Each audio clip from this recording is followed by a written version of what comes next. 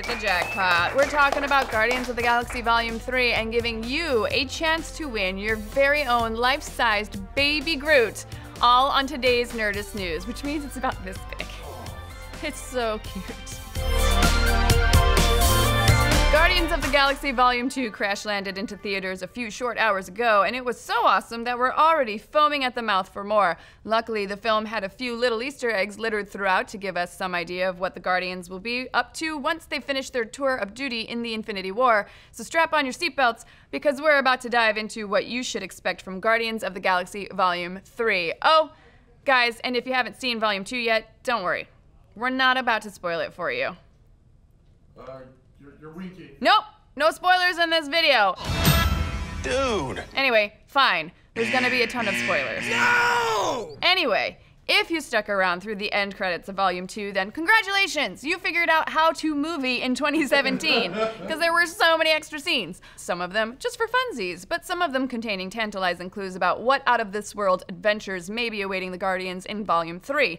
Now, the big reveal, of course, being Aisha's science project, something the High Priestess of the Sovereign designed to extract bloody revenge upon the Guardians, something she's calling Adam. And although apparently it isn't customary for the Sovereign to give their genetically engineered killing machines last names, we're guessing at some point in Volume 3 he'll adopt the moniker Warlock, as in Adam Warlock.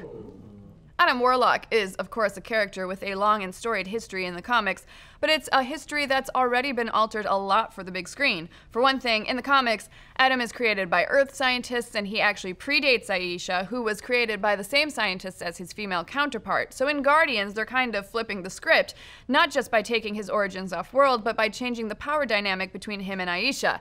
In the comics, Adam also derives his power from one of the Infinity Stones, the Soul Stone to be specific, but since we know Adam isn't scheduled to show up in Infinity War and all of the stones have to be in play for the war to even happen, we're guessing that part of his story is going to be scrapped as well. Adam will be self-powered, no Infinity Stones needed. Of course, the big question is, will Adam, who's typically a hero in the books, actually be a villain in the movies? Well, director James Gunn has said Adam was originally included in the first drafts of Volume 2, but he got jettisoned when he ended up feeling like one character too many. But thinking about how he would have gone into the second film might give us an idea of how he will be used in Volume 3. In all likelihood, Adam probably acted as the warrior supreme of the Sovereign, either leading the fleet of Sovereign fighter pilots or just taking their place entirely.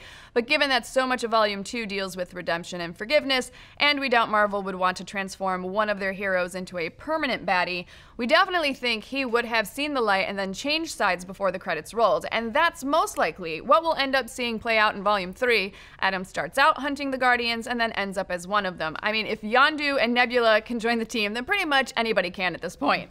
And hey, speaking about joining the team, it looks like a few older Guardians may be re-upping their membership dues. That's what the post-credit scene with Sylvester Stallone was all about.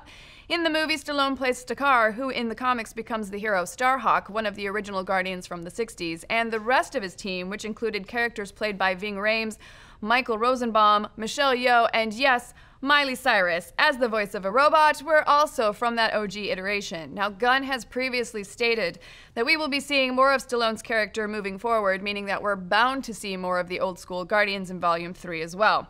But moving on from old school to new school, Baby Groot was undoubtedly one of the best additions to Volume 2, but by the post-credit scene, the little twig had already grown into a surly teen sapling, so where will Groot be age-wise when Volume 3 kicks off? Well, since Volume 2 takes place 4 years before Infinity War and Groot seems to be aging at an accelerated pace, we think that he will end up a full-grown tree again by the time we get to the next movie. Of course, maybe something terrible will happen to him at the end of Infinity War, sending him back to adorable baby form.